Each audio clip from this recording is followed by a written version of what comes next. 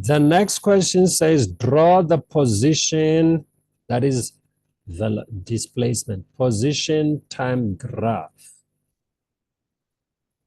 for the projectile during the 12.5 second in your graph.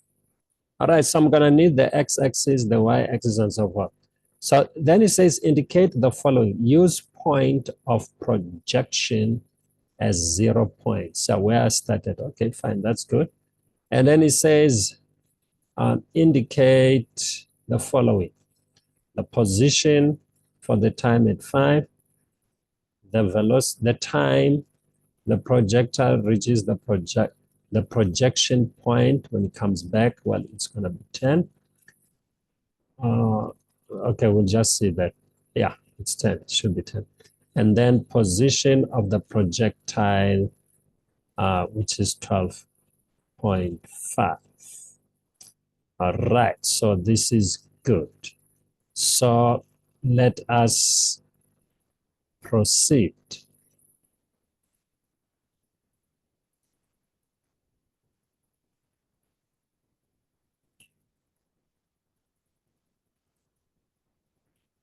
Okay, now look at this. So this is when it was right at the top. This is when it, no, this is when it was going up, I'm sorry. This is right at the top, which is there.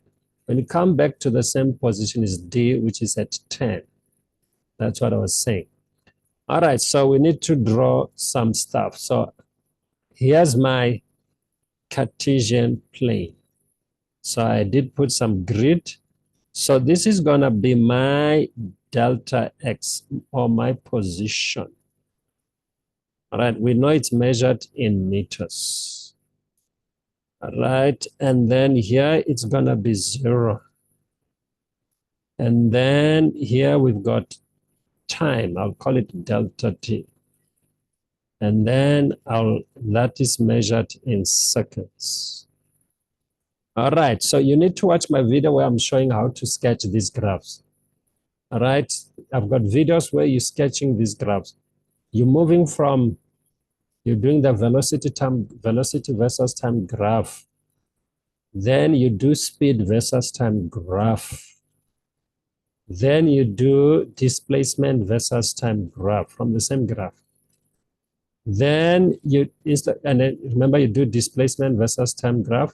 Then you do distance versus time graph. Then you do acceleration versus time graph. 5 graphs from one graph. So what I'm saying is, this graph is already velocity versus time graph. You can change this to speed versus time graph. That will be the second graph. You can change it to acceleration versus time graph. That will be the third graph. You can change it into position or displacement versus time graph. That will be the fourth. Then you can change it into speed versus time graph. That will be the fifth graph. And I'm showing you how you make it curve. All right. But here I won't teach you. I'm just going to show how it curves. So what you need to do, you're using N and U. N goes like that. This is capital letter N and U, like that. All right. N stands for positive. U, it's an upside down. N stands for negative. But you need to write these two in a form of a curve. So that means I must write that like that, up, down, like that. It's a curve. And I'm also write that one as a curve using U and N, doing that. That's all. And then you split them into two pieces, those ones, because you got a smiley face and a sad face on the yellow. You've got a smiley face and a sad face on the blue. That's all you needed to do. So look at the yellow one. The yellow one, really, it goes, okay, it goes like that. It's kind of curving downwards. All right, then I'm gonna curve it upwards immediately. Right, so there we go. So let me separate that, make a separation. Yeah, you can see there's a gap. So how about the blue? Well, it's the same thing. The blue comes like that. and then I'm making a dot there, then it curves the other way around. There we go. So there are two curves. So remember, yellow is positive, that one is negative. All right, so here's how you're going to see it.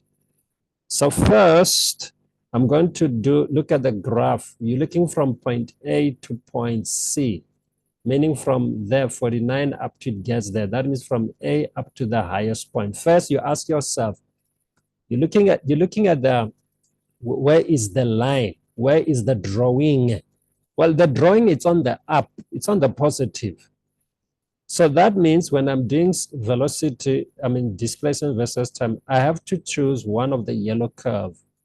Remember the curve that I'm pointing is pointing down. It's called concave down. The other curve that I'm looking is concave up, that one there. All right, so that means I know I'm gonna choose one of the curve from this one, the one pointing down, the one pointing up.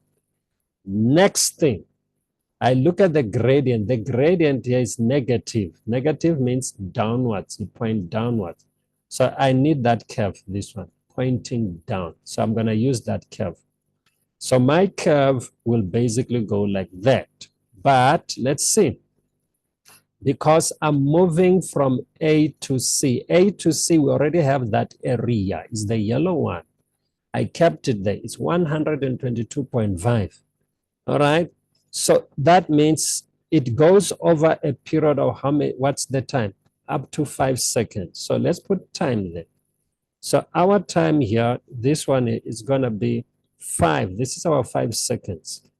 So that means if I were to make here to be 122.5, so 5 and that point, so here, that means 5 and 122.5 should be there. So my curve must curve to get to that point, all right? So I'm just gonna curve it starting from 0, it goes up to there. It's a curve. All right, let's try to bend it nice, beautifully. Yeah, there it is. It goes up to that point. So that was the first part here, the yellow one, all right, which is the shaded yellow. So then I look into the green. I say, where's the green located? It's located on the down, the negative. The negative, that means I'm coming to the blue. I must use the blue curve. Fine. If I'm going to use the blue curve, I look at the gradient. The gradient is a minus still. All right. So I'll say, okay, I need to use a curve, this one, the blue, that's bending down. You can see that the blue one, this one, the one I'm making yellow now. That means I must bend downwards. Then downwards up to which point? Getting to the 10. My location will be 10. So let's just put 10 here. That will be 10 seconds. But here's the thing. Remember the displacement on the green here, it was negative. So which means from yellow and that negative 122.5 minus 122.5 is 0.